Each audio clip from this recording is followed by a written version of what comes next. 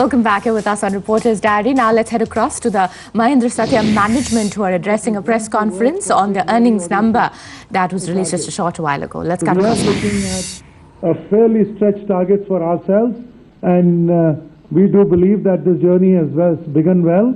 We are already 2 quarters up, and we would like to continue with the same trajectory. Thanks, and I'm now going to request Vasant to take you through the results in detail.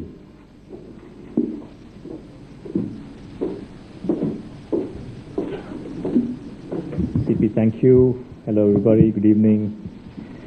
Just wanted to spend a few minutes taking you through some of the high points of our financial performance for the quarter. Overall, I would say it was a steady quarter. I think we demonstrated steady growth, top line, EBITDA. On a top line basis, we ended the quarter with $354 million, and that was up from $342 million last quarter. So it was a quarter-on-quarter increase of 3.5%.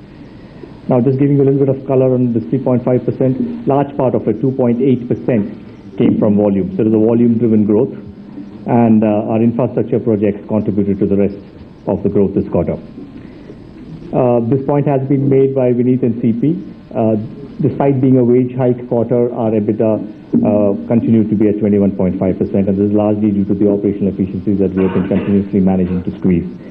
Offshore wage hikes were to the tune of around 6%. On-site was 1.5%. Consolidated PAT for the quarter was 278. Mahindra Satya's management on the numbers, and Thermax's second quarter numbers are starting to come in. Weak numbers were expected, but net sales have come in bang on as far as expectations went, 1,181 crores. Now, muted ordering activity specifically in the last 2 quarters was expected to keep the top line growth under check, and net profit that's come in at about 91 crores, and that's against expectations of around 84 crores, so down about 17%. Those are the frontline numbers for Thermax.